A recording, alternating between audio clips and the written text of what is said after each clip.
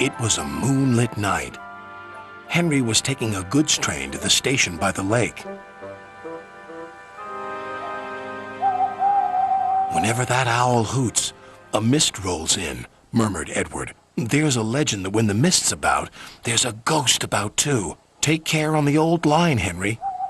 "Stupid bird," said Henry. "Owls, mists, ghosts. Edward's going soft at the boiler. There's no mist." But Henry was wrong. "What's that?" cried Henry. "It's an amber lamp," murmured his driver. "That means proceed with caution." "Who's there?" No one replied. Henry crept slowly forward. He stopped by a tree.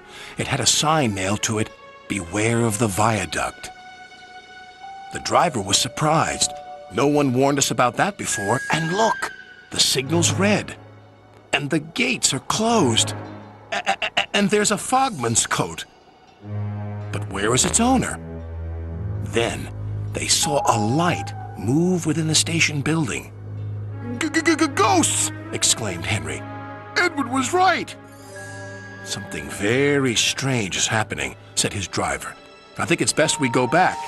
"So do I," agreed Henry. By morning, the mist had cleared. A workman was talking about the unsafe viaduct. "Lucky you didn't cross it last night." "Yes, but we don't know who warned us," replied Henry's driver. Later that day, he spoke to Henry. "The viaduct has been repaired. We can take our train back along the old line tonight." Henry really didn't want to. But when nightfall came, he was sizzling nicely. Suddenly, an owl hooted, and then Gordon thundered by. "Oh, look! Henry's spooked," said a freight car. "Be quiet," snapped Henry. "I'm not scared." But he was.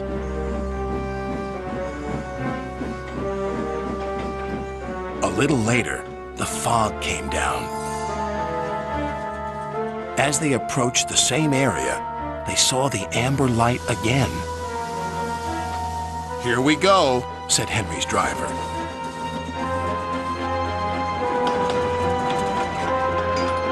Then, unknown to Henry, the gates mysteriously closed by themselves, and the signal went red. The freight cars had seen everything, and they were spooked. "Faster, faster! There's a ghost about!" "Stop, stop!" yelled Henry. A mysterious figure watched Henry go by. Ahead was a landslide blocking the line. Henry braked hard, but the freight cars hit some of the rubble and plunged into the ravine.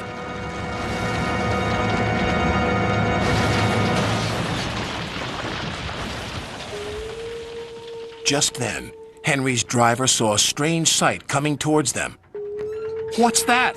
he said. The fireman laughed. "That's our ghost. It's Old Bailey, the fogman." Old Bailey was very cross. "I tried to warn you about the viaduct. Why didn't you pay attention?" "We're sorry," replied the driver. "Is there anything we can do to thank you?" "I'd like to operate that old station. If you let me, I promise I won't spook Henry again." And in a little while, Old Bailey's wish was granted. "You and your station will be really useful," said Sir Topham Hatt. "Let's hear a hearty thank you to the friendliest, ghost on the island." Everyone cheered, especially Henry, who was the happiest of all.